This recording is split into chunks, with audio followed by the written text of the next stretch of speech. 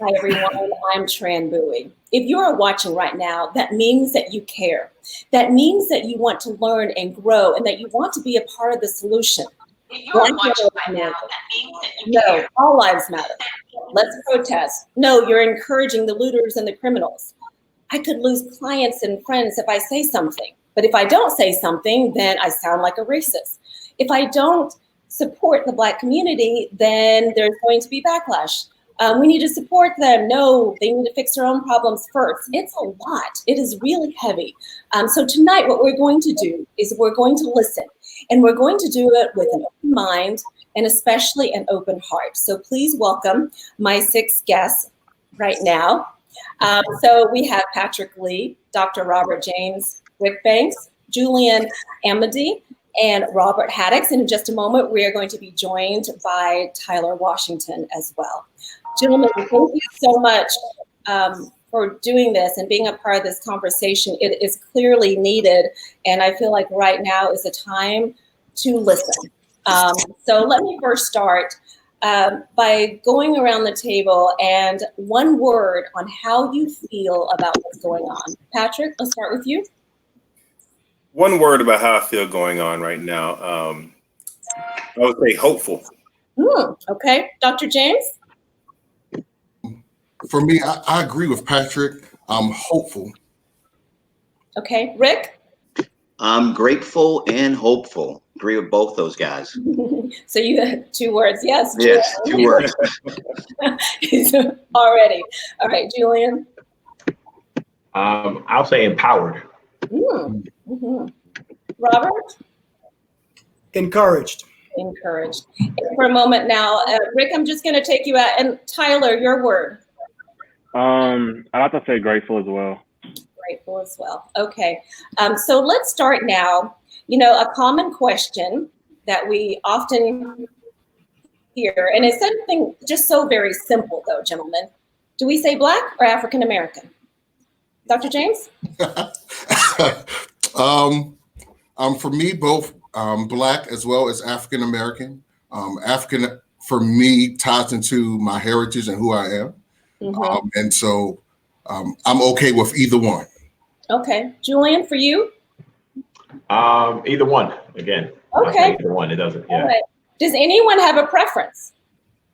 No. All right. Well, that's good to know. Sometimes, you know, as a journalist, I find that, you know, when I was writing scripts, I'm like, what do I say? And it depends on, you know, in certain communities. I've had some, you know, friends tell me, oh, you need to say this, and others saying you need to say that. So I like that the conversation is open. Let's start with you, Dr. James. What is it like being a Black man in America? Oh, that's the heavy question right now. Let's start off. Well, right now, like some things that we mentioned earlier, it is hopeful, right? We see that there's some conversations that are being held that hasn't been taking place for years, right? We see some young people who are joining in this conversation for the future. So while I'm hopeful, I'm also concerned, if that makes sense. Yeah. During this season, I'm concerned because some people can misunderstand what's going on and ride this wave for other motives. But for me, being an African American in this season, it reminds me of my heritage and who I stand for. Robert, for you, let's talk about that. Growing up as a Black boy, and then now, like, how has it been? What is it like for you? Well, it's a little different for me just because where I grew up, which was New Bedford, Massachusetts, it was a heavy Cape Verdean population. So I know most of you out there don't know about Cape Verdeans, but Cape Verdeans are mixed Portuguese and African ancestry, and most of your people of color in New Bedford were Cape Verdean.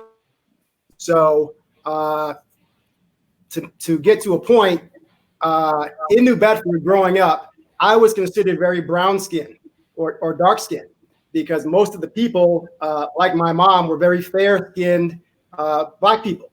So if anything, we kind of had some self-doubt maybe as kids, because you didn't want to be too black. You wanted to be light. So we had some you know, things that we struggled with as blacks if you were browner, if you because just like how it is today in many cases, lighter sometimes is considered better, right? So, and as a kid, maybe you can't process all that. Mhm. A twist for me, because growing up, yes, I'm considered a brown-skinned boy. And then I come down to Atlanta, and if anything, now I'm considered a light-skinned man. Right. So I had a little twist in terms of complexion, and complexion sadly still does, you know, have a major role in some of our own identity crises. Right. And, you know, and Patrick, your mother was white and your father was black. So for you? Did you say me? Yes. Okay, sorry, went out for a second. For me, I guess, you know, being a black man, I grew up in Oklahoma, pretty much growing up as a kid. Being biracial, it was definitely different because, you know, you have to, the white people saying you're black, the black people saying you're white. So you had that dynamic you had to deal with as well. But growing up in Oklahoma, you still had a lot of segregation. You know, whenever I grew up, we considered that the South. We thought that was the deep South until I moved over here to Georgia and Florida area. Then I really realized what the South really was. So, but at that time, even growing up, there's still a lot of segregation as far as, you know, where you lived in town. You know, we lived on top of the hill on the other side of the highway where, you know, and that's where the black people generally lived. But you had the white people generally lived down on the bottom of the hill and into town. Where we had another family of blacks at the bottom of the hill, but then the rest of town was all white. But growing up, you know, and being a black man, you had to be a little bit more cautious growing up. You had to be aware of your surroundings at all times. You know, and in the South, you know, things can go bad, you know, really quickly. And that's what, you know, I grew up learning. And even to this day, a lot of that stuff still sticks with you. You know, I think there's a lot more people that's open as you get older, because like I told, you know, my daughter, as she gets older as well, as you become more successful, then you have, you know, the white people saying, well, you're part white. Then you have the black people saying, well, you're part black. Now everybody wants to own part of you as well. So, you know, so you have that dynamic that goes with it as well. That comes in time and learning how to navigate that in this world, in this community as well, being biracial.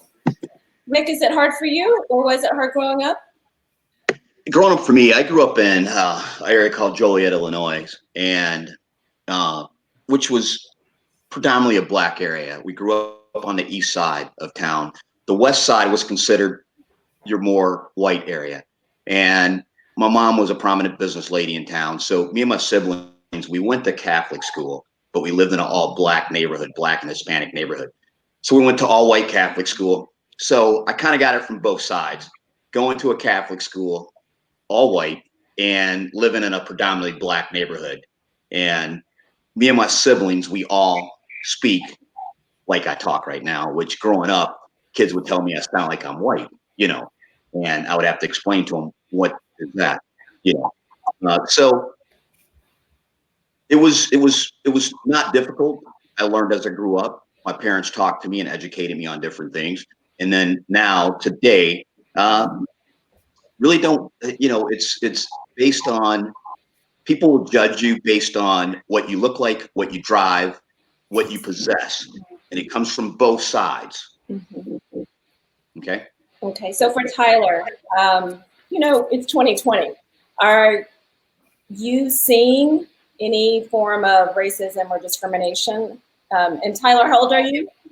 I'll be turning 20 in July.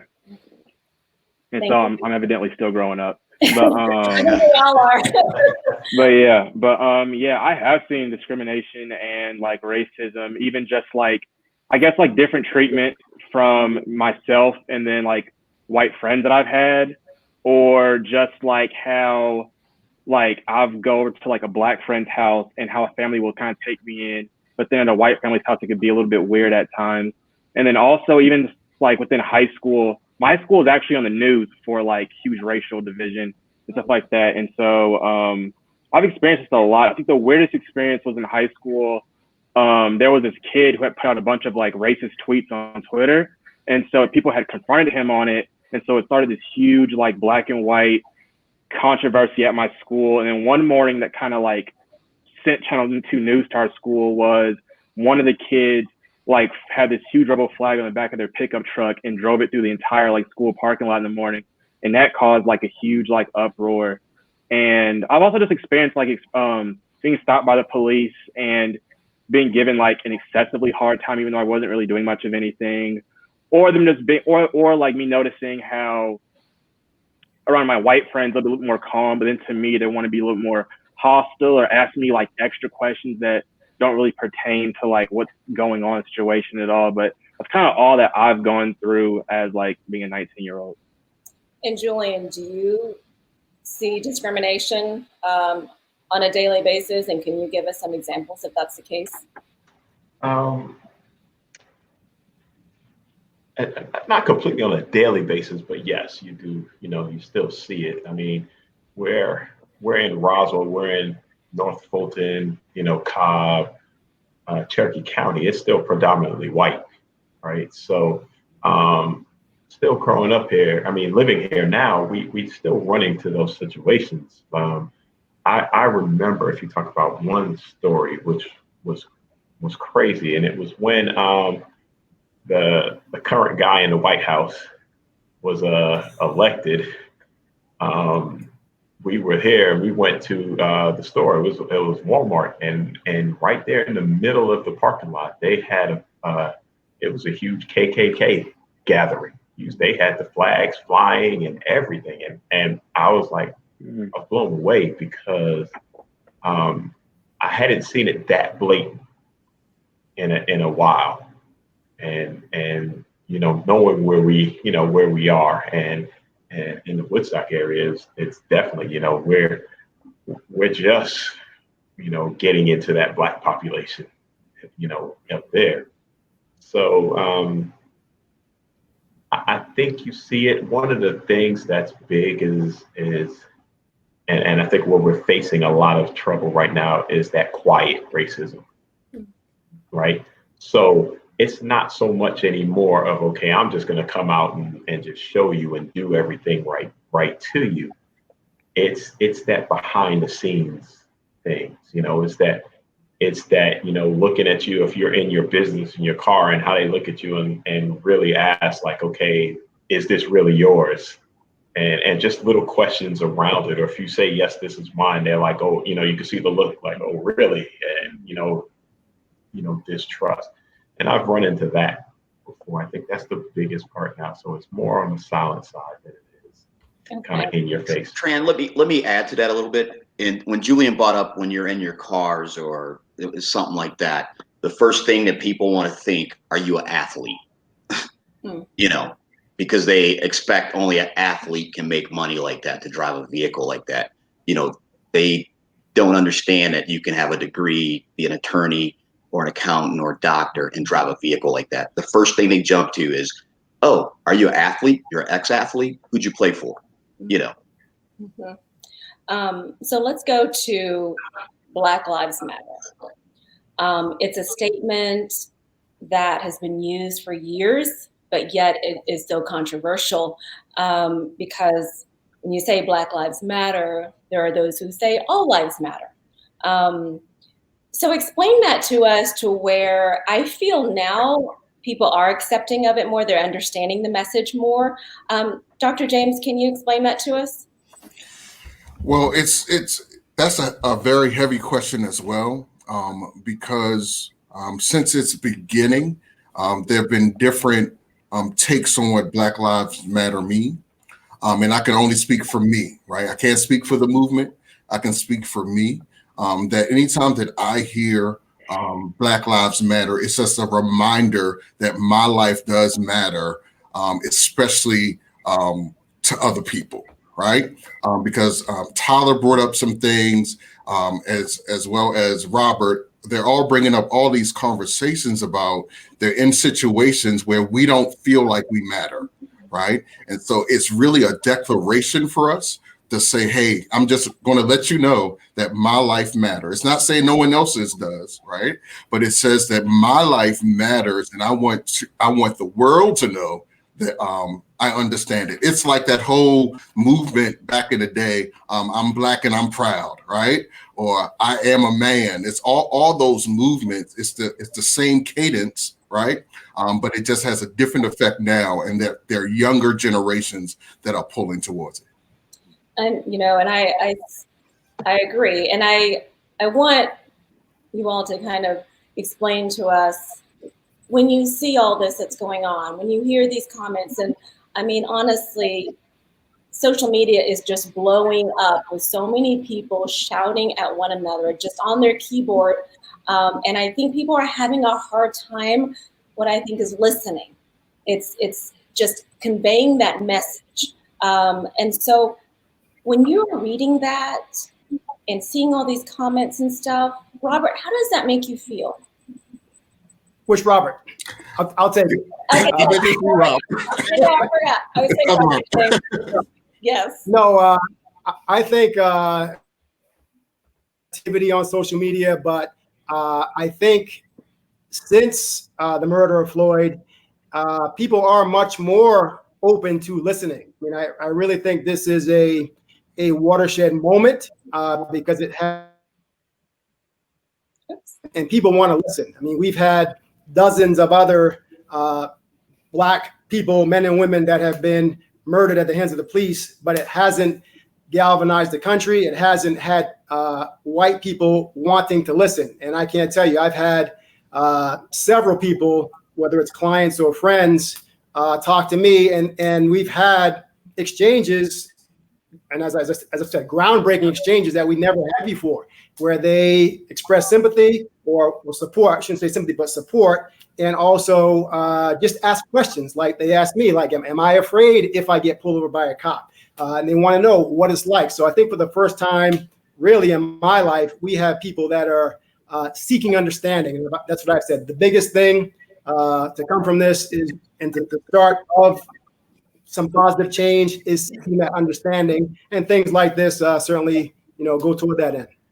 And I do want to, I'm so appreciative that everyone is being very respectful in this conversation and being very open and transparent, because I feel that, like what you were saying, is people do want to learn right now, and they do want to hear.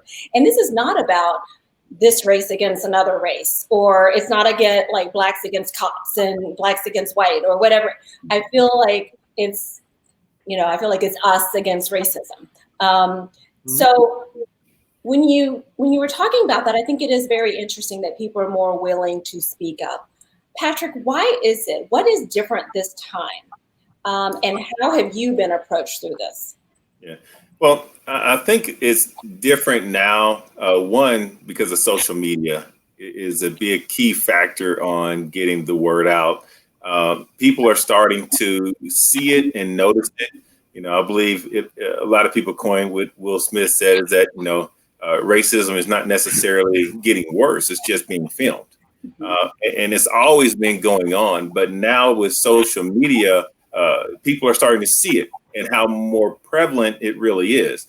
And now younger people are starting to get engaged and getting involved with what's going on in this movement. They're seeing it and witnessing it in their time, not going back in the history books and looking at the 60s and the 50s and everything that our ancestors did before that. They're looking at real time, and this is what's going on, and they have a voice. And they've witnessed a lot of murders on brutality and police brutality, things going on. And it's not necessarily that the policemen are only ones that's killing people. I mean, there's a lot of crime out there that we have to acknowledge. But I think the biggest thing right now is social media. People are seeing it. People are getting involved, getting engaged, and they have a voice now. And this is their time to speak up about it. And they're not holding any punches. Right. When we talk about Black Lives Matter, whenever you first hear that term, it's like, okay, well, that's so just one-sided. My life matters as well as a white person, and my life matters as well as an Asian. Well, that is true. That's true. But that's not what we're talking about right now. We're talking about the situation that is plaguing the Black community. And so I'm in agreement. Everybody's life matters. It does. But at this point in time, Black lives is going through a lot of problems and being killed, and a lot of murders that's happening right now. We have to acknowledge that. And, my sign that I was showing said, all lives can't matter until Black lives matter.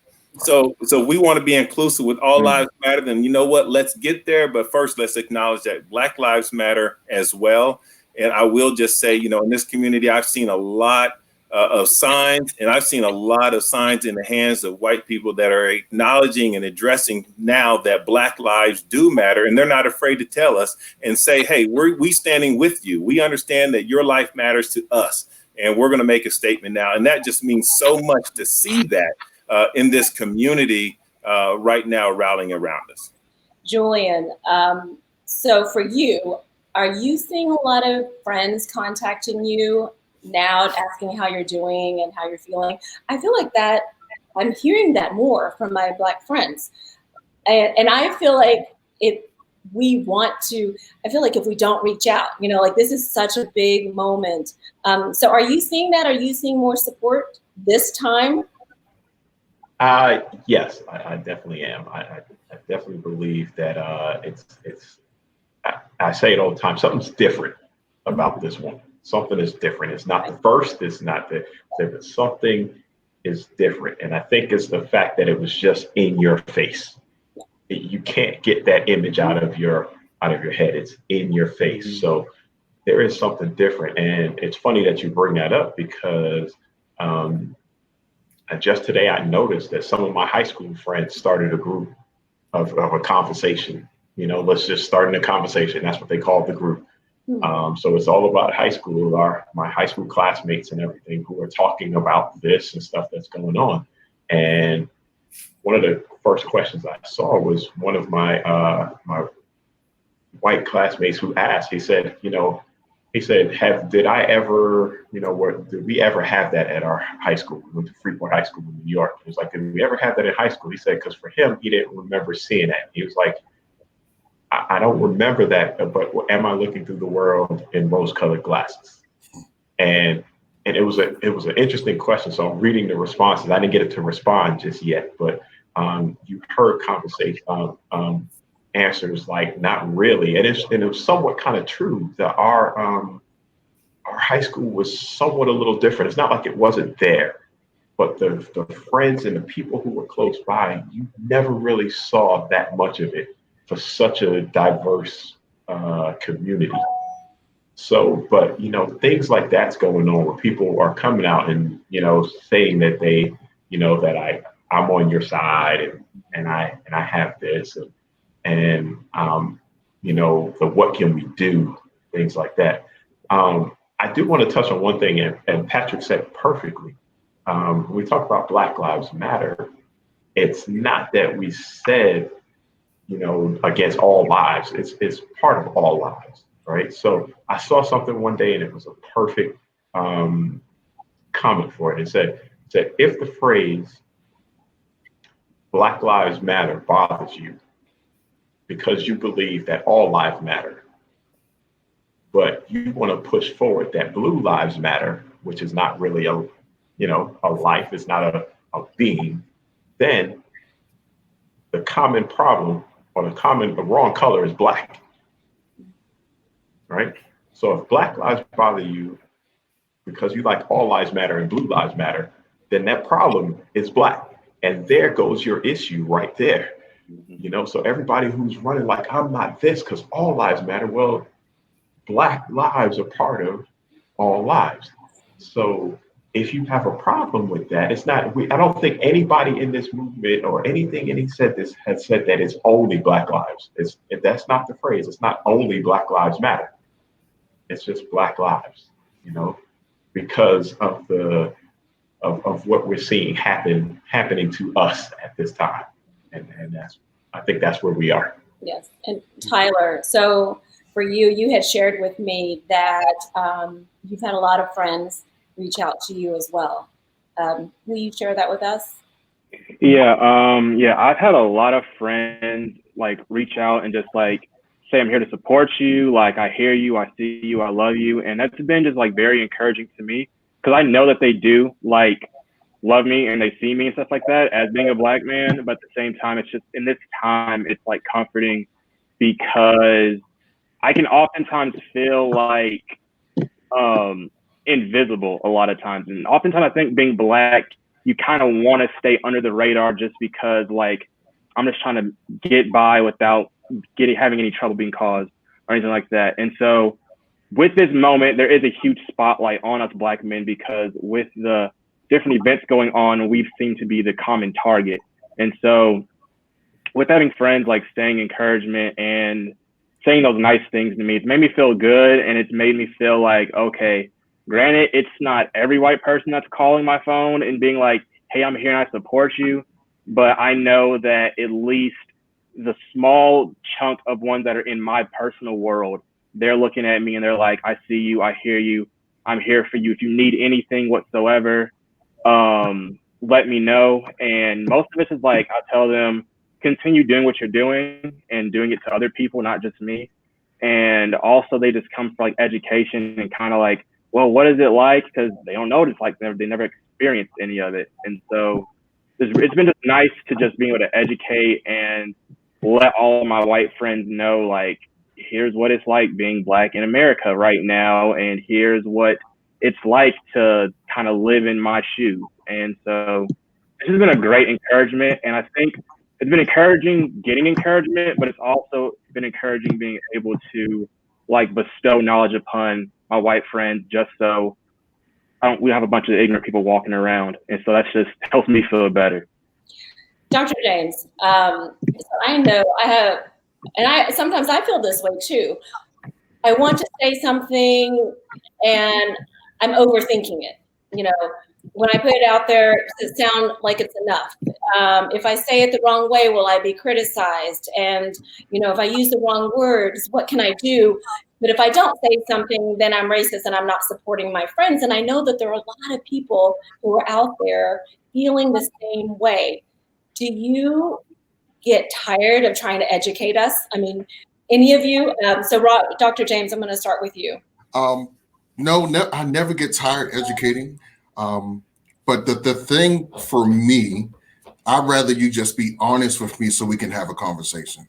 Let's have a dialogue. Don't try to, like you said, don't try to rehearse it, because it won't work. I will call you out on it, right?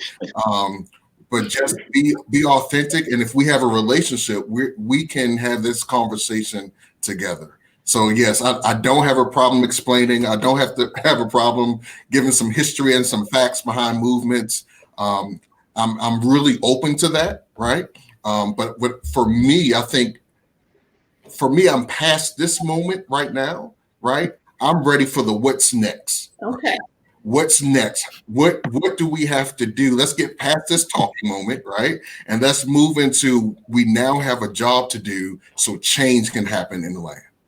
So we're going to definitely get to that. I'd love to hear about the what's next. But before that, Rick, if you can elaborate more on that question as well, in helping friends support you in a positive, meaningful way. Help us out here. Well, earlier today, a high school friend actually sent me a message via Facebook. I hadn't talked to this guy probably 20 years. And he sent me a message saying, hey, Rick, hope things are going well. I just wanted to reach out.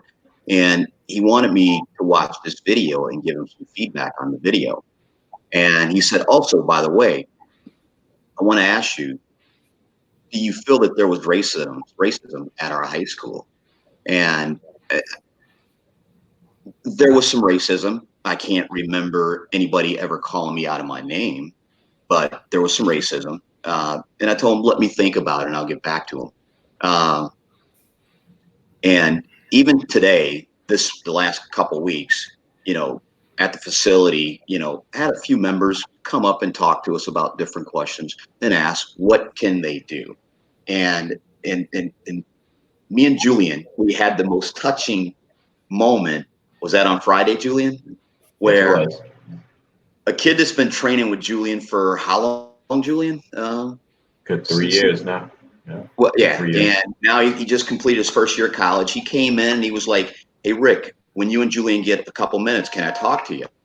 And we go into the office, and me and Julian's like, "What's, we're thinking, something else." And he was so sincere from his heart. Here it is, this 19-year-old kid, and telling us that he looks up to us, he respects us, and basically, what can he do? And my answer to him was, I can see your heart. And if you can relay that message and carry it on like that, nobody will ever think anything less of you. And there's another person who comes in, and she's like one of the sweetest ladies I know. And she was in tears. And she's like, it's hard for her. She has friends from all walks of life. And it's hard for her to know how to ask this question. And if you ask a question that's coming from your heart, the person you're asking will accept it from your heart. Patrick, let's address the protests. We've had a lot more, obviously. I saw this powerful video today that someone had put together, and there are clips from the protests from across the country. Just about every state has had some kind of a march or protest, and then even other countries as well. I saw a story about Amish people holding a protest, and I'm like, they never come out. So then, and I'm Vietnamese, and in Los Angeles, there's a Vietnamese group that just had a fundraiser for Black Lives Matter. So, Patrick, when we see these protests, these marches, these displays of solidarity, clearly working, but there's that other side. And so there are people who say, okay, that's just bringing out all the looters and the people burning down buildings and all the, the criminal acts. Can we address that, Patrick? Well, I think when you look at the demonstrations, of course, we have to kind of get to the root of the issue of why we're actually protesting and why are we actually out there.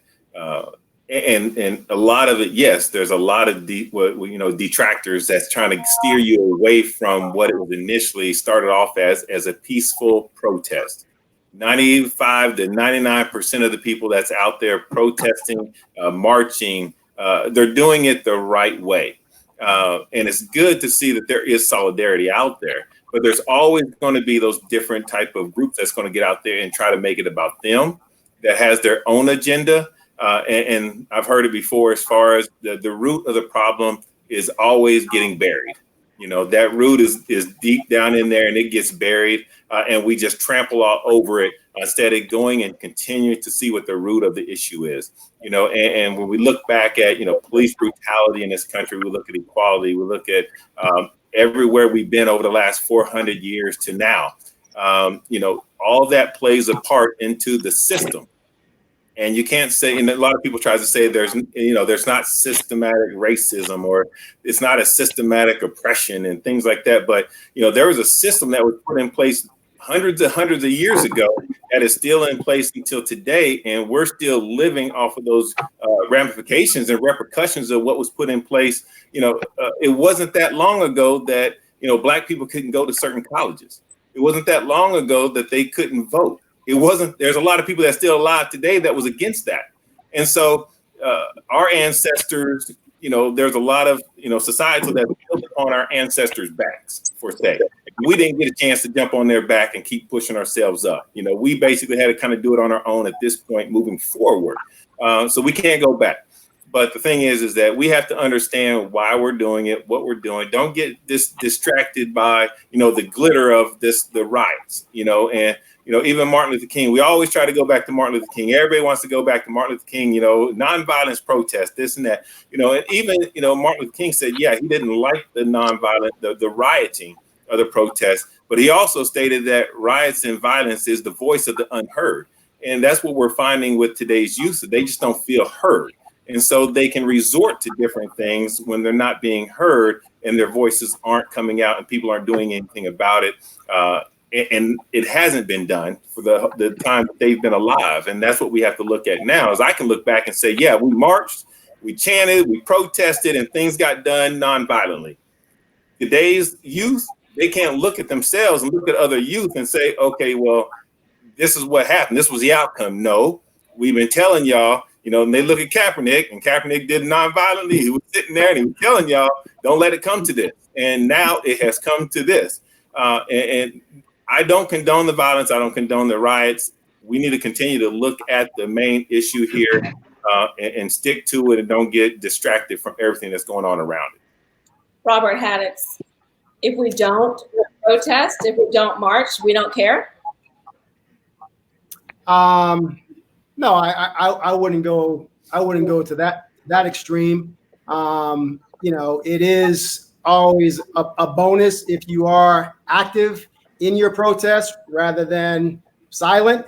And like I said, when you asked me what was my one word in terms of my feeling, being encouraged, being out in downtown Roswell Friday and just seeing a group of young kids, predominantly white kids, march down Alpharetta Street.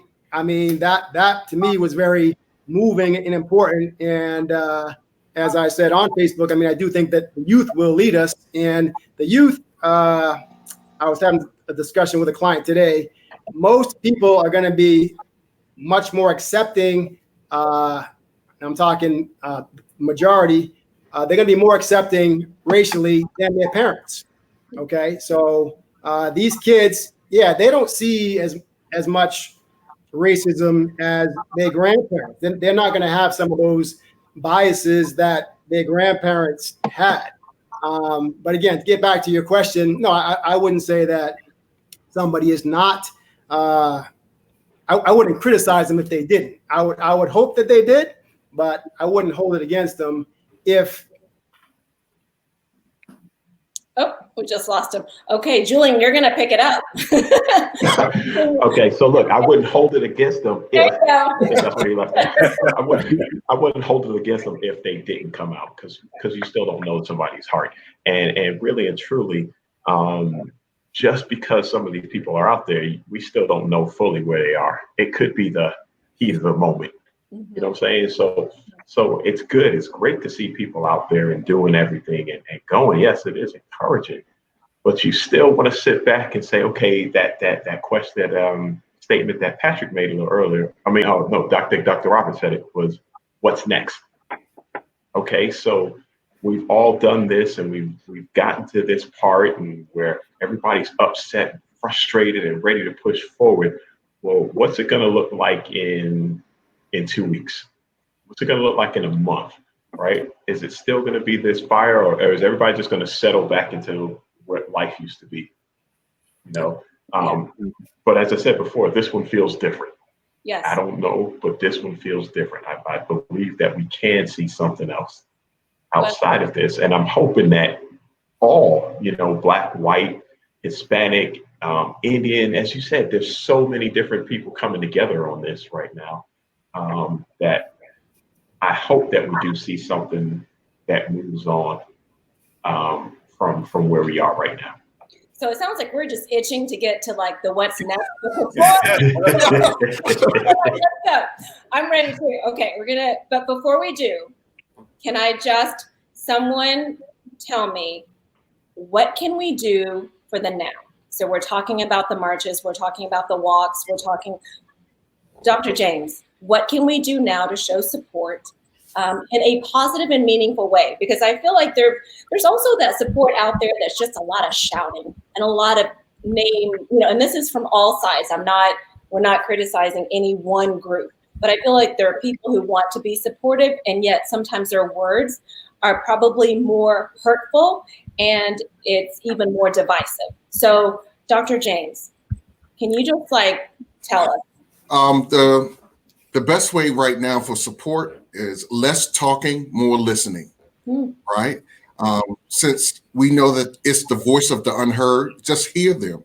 Listen to their stories, listen to their pain, listen to how they're feeling, have more conversations like this, just to make sure that, and let them know that you hear them. Don't respond.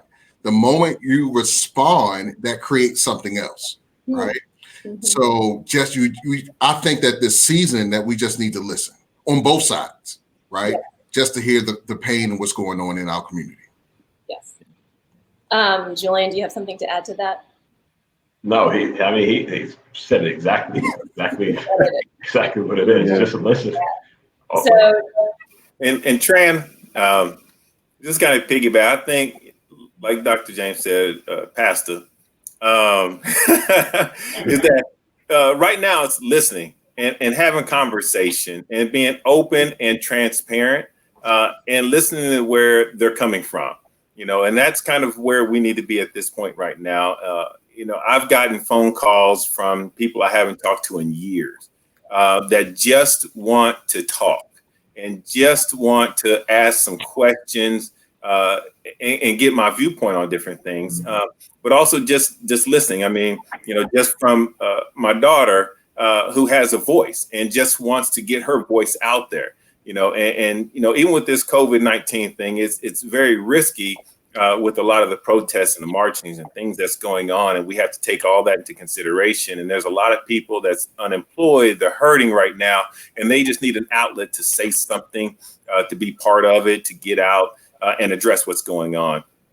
But I think the biggest thing is to give them that outlet, let them say what they need to say, ask the questions, be real, be transparent, do what we're doing right now, and let the voices be heard, because we don't want to continue to let our youth be silent and unheard, because that's when trouble begins. And we need to utilize our experiences and our knowledge to educate them on how to go about things the right way and make sure their voices are heard and that they have an outcome and a goal to achieve once we get to that point of what's next. I know you're trying to tell me. I'm looking at Pastor. He's like, take over, Pastor. But you know what, though, Patrick, you're so right. And now I've lost my train of thought because I'm thinking next. Go on to the next thing. But what I appreciate, I feel like I'm preaching to the choir here. But what I appreciate is when we talk and when we listen and when we want to share, kind of but if you would also allow us that grace as well, because sometimes people say stuff and it's not meant to be racist or hateful or, I think people just have questions, and this is a time to educate, not criticize, not put down, not push away, because that furthers the divide. But again, I'm preaching to the choir on that. So I appreciate that. All right, next. Tyler, I'm going to start with you because you are the next gen. I know Dr. James is like, I'm on the clock. So Tyler, you're the next generation. We're going to start with you. What do you think is next, and what do we need to do next that will truly impact and make a difference? I know, speaking for like my generation, I know I'm not one of them, but I know in my generation, there are a lot of people who just don't really care about voting. They're just like, if I can't do anything, yada, yada, yada. That's why a lot of them are out here doing the rides and doing all stuff like that, because they think that's what's going to make change happen. But really, it's like using the ability that our ancestors did not have within voting is what's going to change, because even though, yes, these problems have superseded a lot of different presidents, when Obama, Trump, all these different presidents, these problems have still existed within it. But still, if we can vote in and get in the right people that can change and enforce new rules, new ways of things, and enforce a new way of life and really inspire everyone else to live that life as well, then that's a change that can be truly effective, to where I, as a Black man, can go I don't have to give my child one day the talk if, hey, son, if a cop stops you, hands on top of the dash, ask them if you can grab stuff, and I want to have that if we vote in the right people that will make a change happen. And that's one of the biggest things is voting. And also, I think another big thing we all can do, like personally and internally, is just looking at other people with like more love. Because the issue with like right now is there's a lot of lack of love, and the lack of love is coming in. People like don't feel misunderstood. People don't feel heard.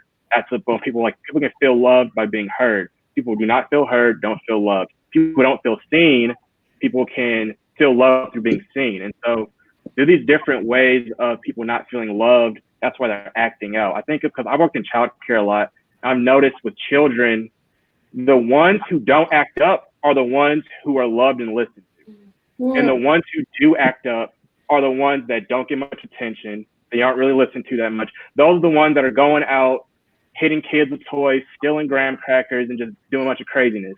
But the ones who are listened to, they're the ones that if you tell them, hey, stop, calm down, they'll be like, oh, okay.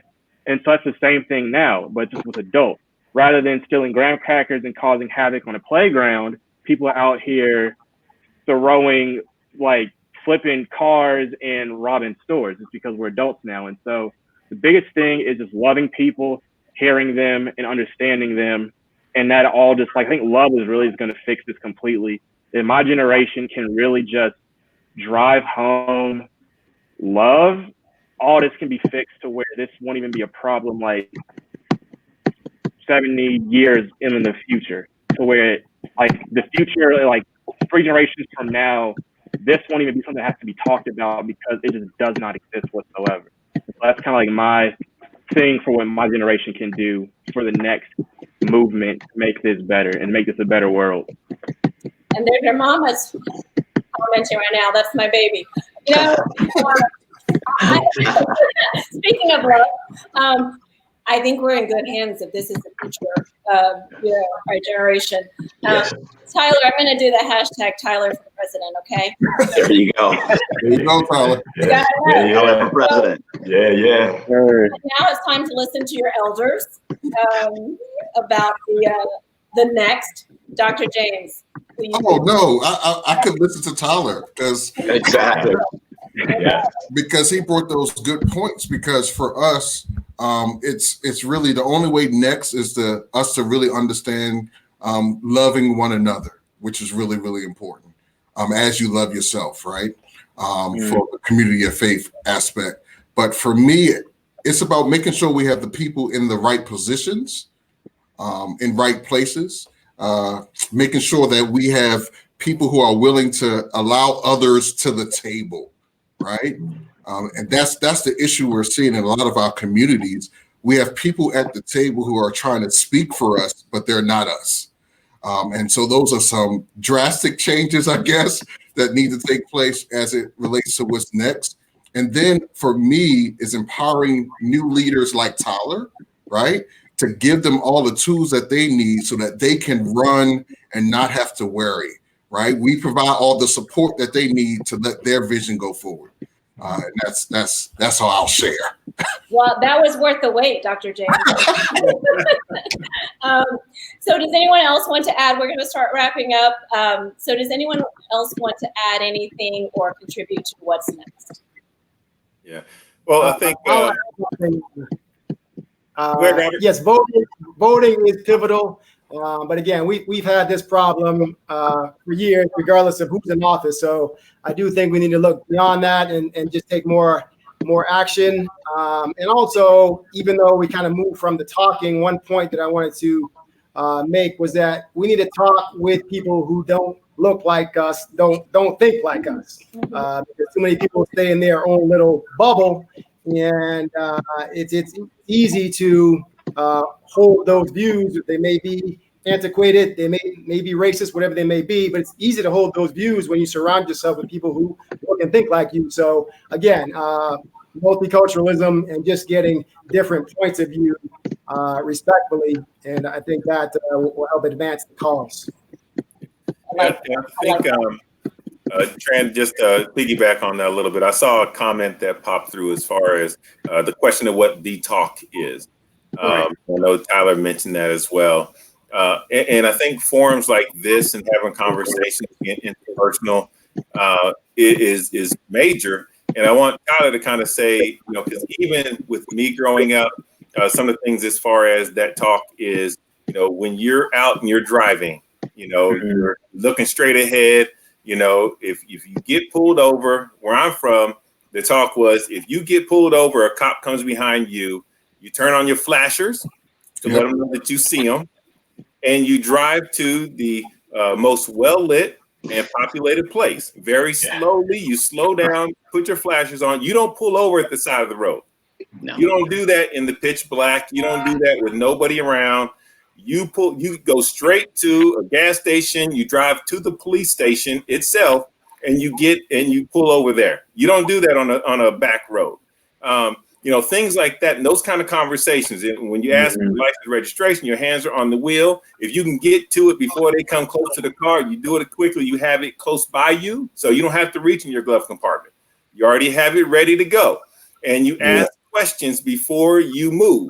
I mean, things like that. Those are the type of talks that we have to have, Right. Yes. growing up, and those are still the same talks that we have to have with our kids today. And we shouldn't have to, but that's what we do. And I know somebody asked Tyler about his talk, so I don't want to go back, but I think it's important that people understand that we're not just making this stuff. This is generational. This is people before me, before them, and now even Tyler, even his generation, still having that talk. Can you just mention something about that, Tyler? Yeah. So the talk that my father gave me was just a lot of what you said. A new thing definitely was I've never heard before was pulling into a very well lit populated place, because they won't do as much if there's people watching and around, which is a very, very excellent idea you hit on. But yeah, so talk is mostly get pulled over. And typically for me, like I said, if I have enough time, I get my wallet and my phone, I put it on my dash along with my hand. So if you have to ask for anything, I don't have to reach for it.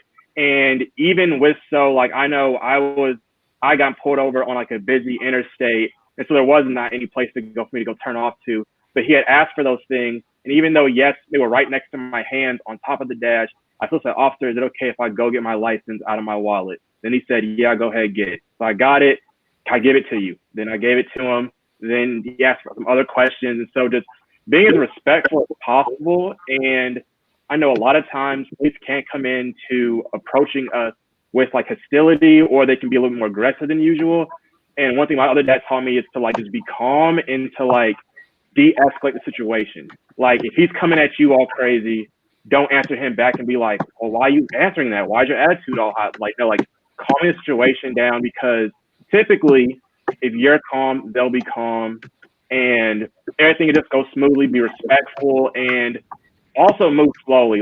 I know, if I drop something, I'm not gonna get it. I'm gonna get it once I can pull over and get something else, because it's just not the smart thing to do. And so, yeah, talking mostly, and then also I think not even just within cars, because cars are one of the big ones being pulled over, but even just being out in public, being very aware of what you're doing, how you're doing it, and what you're looking like as you're doing it.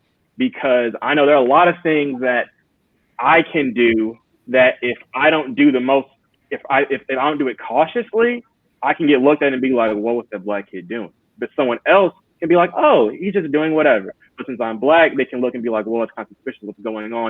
And so really being cautious of the image I'm putting out when I'm in public, especially if I'm in an area where I'm not surrounded by everyone that looks like me. If I'm surrounded by everyone that looks like me, I'm not really gonna worry about that too much, because I'm blending in. If I'm sticking out like a sore thumb, I'm gonna make sure that I'm looking as presentable as possible, so I'm not looked at in a certain way where police will be called on me, or someone will be like, "There's a suspicious kid coming, I'm gonna need some help," or whatever. And so just being as smart as possible, and even though it can be unfair and unfortunate, always knowing that, okay, yes, I am black. I can't just live my life normally like how everybody else can. And so I got to be smarter, and I got to move a lot wiser, because my life depends on it. And Rick, this is also something that there are a lot of parents out there who are talking to their children about what's going on.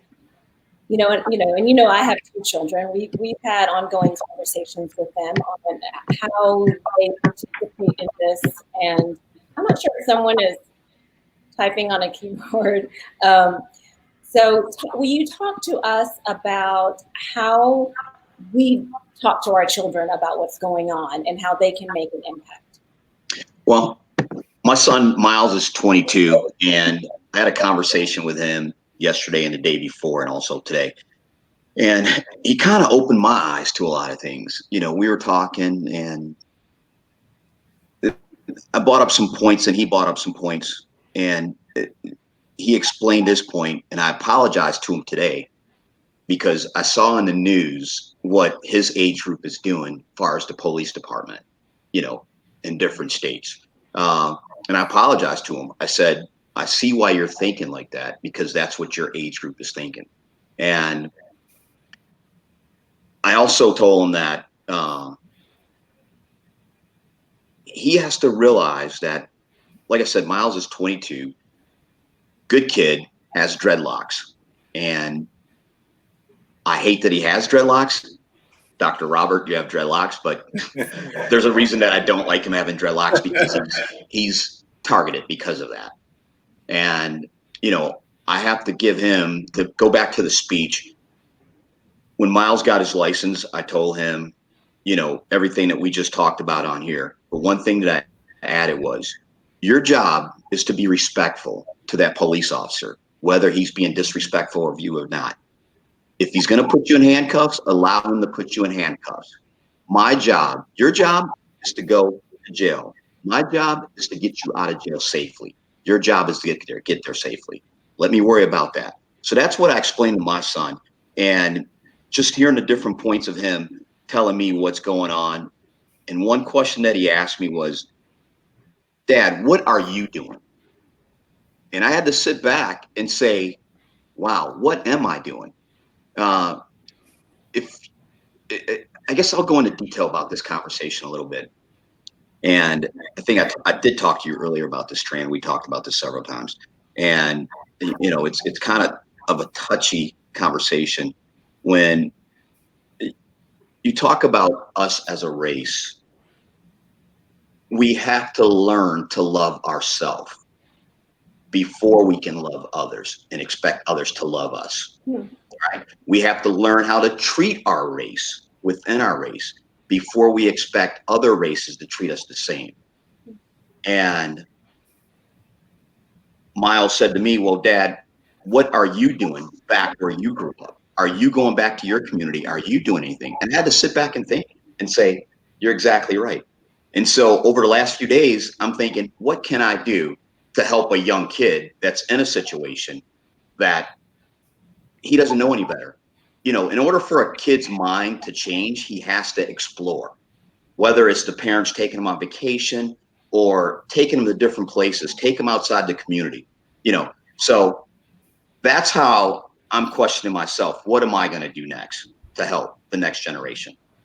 So it does seem like you all have some work to do with growth and building relationships and building love and showing solidarity. So we are about to hit the 1 hour mark. Yeah. And so clearly this is a conversation that needs to be heard and need to continue. So I'm hoping that this is not the end for all of us, whether it's in a public forum like this or in face-to-face or some, you know, tweeting with your friends. But I want to thank you all for being here. And I want to let our viewers know that there was no memo. We just all happened to wear blue. As each person popped up, blue is the color. And so I think it's also very fitting, right? Even though it wasn't planned, I feel that's very fitting that we're all really in this together. It's a statement that solidarity. Solidarity. Yes. So blue is the color of solidarity. So I want to end with, first of all, the reason why I didn't do a bio at the beginning was because I wanted us all to look at one another without any preconceived notions and any, you're a pastor, you own a business, you work in the corporate world, you're a trainer, I didn't want people to look at this as your voice is through what you do, because it's not that, right?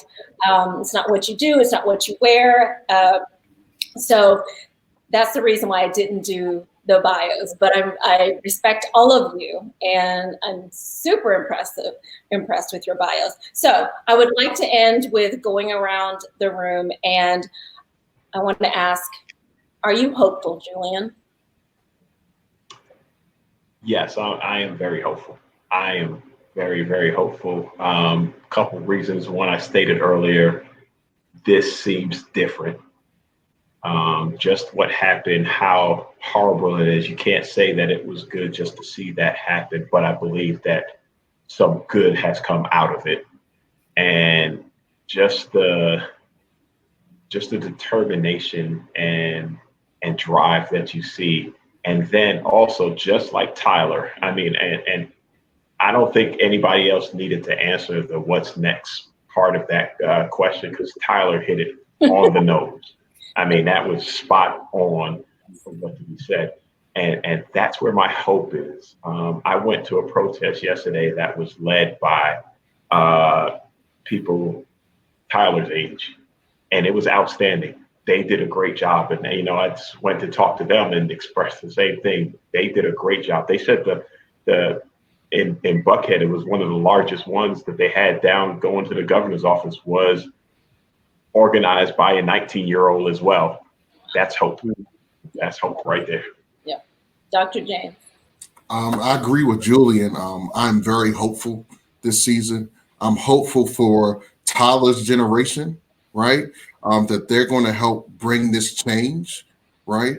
For us, for our future, because they're going to be the ones that lead it for us. That's how it's happened in the past. The younger generations have led the movements, and I'm grateful for Tyler's passion, right? To just be a part of this conversation. So yes, I'm hopeful. Tyler, clearly you're hopeful because you're caring for us. Yeah, I'm extremely hopeful, and not just for the fact that my generation is going to be the one that's going to be taking over this, and we've done a decent enough job, in my opinion, to start this. But I'm also hopeful because we have men and women like y'all who are going to be that we can look up to and look back to receive history, to receive wisdom from. And so ourselves are going to be able to take this on, and then we have great people to fall back on when we actually do need the help. So I'm very hopeful. Patrick. You know, I started this as being hopeful, and I am just even more hopeful and grateful for this type of a forum for us to be able to just speak and let our voices be heard. You know, yesterday, just being out with my daughter and having signs and the support of everybody driving by, honking, waving, you know, cheering, clapping, you know, stopping and giving us Gatorade, water, different things like that, and supporting us. And it wasn't just us as Black Lives Matter. It was other people acknowledging that Black Lives Matter. And it takes all of us. And this is unprecedented as far as when I look back at protests and marches and rallies, I've only seen a lot of Black folks and a few white folks. And now I'm seeing Asian, I'm seeing Blacks, I'm seeing white, and sometimes in cases there's more white than they're Black. And, you know, to see some people holding up Black Lives Matter that is not Black is just amazing. And like you're saying, it's a change. It's a new day. We're seeing this all over the world, people protesting and carrying signs. And it's just hopeful that we're going to get to where we need to be as a country and as a world. Because that's what this movement is all about, and it's being more equal than ever before. And I'm just hopeful that this is going to continue on, and let's just keep the conversations going. And my family, everybody that's out there watching as well, call me. Let's talk. You know, if you're not my family, send me an inbox in my message here on Facebook. Let's talk. I want to talk. And I think that that's where it all going to be. And what's next? Let's talk. Let's keep the conversations going, and let's make real progress at the root of the issue. And that is within us and our paradigms and our own thought processes. All right, Rick, I love it. I'm hopeful because I see change coming. And it softens my heart when I watch TV and I see these gatherings, and it's not just like Patrick was saying, it's not just African Americans. You have all races out there. And what really makes me feel great and see change coming is you see the youth. And when you see kids that are like 6th grade, 10th grade, college students, this is letting you know that in the past, parents would not have allowed their kids to go to something like this, Caucasian parents. So when you see youth of a different race gathering, all one, as a unity for one cause, and that lets you know that their parents are not instilling in them racism. So that's why I see change coming. Can't say when it's coming, but that's a change right there, one step closer with the unity of all nationalities out there marching. All right, Robert, you wrap it up for us. Robert. Yeah, I'm hopeful. I mean, that was the word I used at the top. Just based on what I'm seeing, what I'm feeling, what I'm hearing in my own circle across the country. Just as Julian has said, this one is different. I think in part because it was just there and it was so in your face that you can't turn away from this one. And people now are receptive to change. So people's mindset has been changed. And as I've said, yeah, this is a great opportunity that we have to take advantage of. It's all right there in front of us. So yeah, that's the positive. And I do say also just hearing Tyler speak, and I love hearing the kids speak. But I think we also have to think about like him saying, okay, he still has to worry about how he presents and what he has to do. Whereas a white kid may not have to think that. Or even Rick talking about Dr. Robert. Well, I wish he didn't have dreads. Like dreads are not incriminating. They are perceived. They're perceived. But again, it's a whole other level that we have to get to, and we can't have this consciousness about what we are. And yeah, hopefully we get to that point where, again, it's not a thought for us. We can be who we are in being Black in any aspect or any realm that we do it in itself is not a crime. Yeah. And with that, hey, Tran, can I say one last thing? Yes, absolutely. I just want to bring back to full reality. And we talked about next steps. And I think the biggest thing that's got to happen right now is that those 4 police officers in Minnesota have to be convicted. Right? If you go anything else. And that's something that's strange because that's out of our hands. We have nothing to do with that. But I pray to God that Minnesota gets this right, because if that does not happen, I don't know what's going to happen to this country. That is the complete truth right there. What will happen to this country if they come off and say that somebody there is innocent and absolved of all charges? And that's my final point. No, a valid point. I appreciate it. I appreciate all of you. Some of you are friends. Some of you are new friends. So I appreciate you listening. I appreciate you talking. I appreciate you sharing. And for everyone who is, Julian, I think it looks like we have you for mayor. So we have a presidential candidate and a mayoral candidate. So that's what's next. I didn't realize this was going to be an announcement for the next campaign. So with that, I say good night to all of you. I appreciate you. I appreciate everyone who took the time to tune in tonight for an hour-long conversation that is so needed. And I really just appreciate this. And hopefully what's next is more peace, more solidarity, more love. Thank you very much. Good night. Good night. Thank you. Right.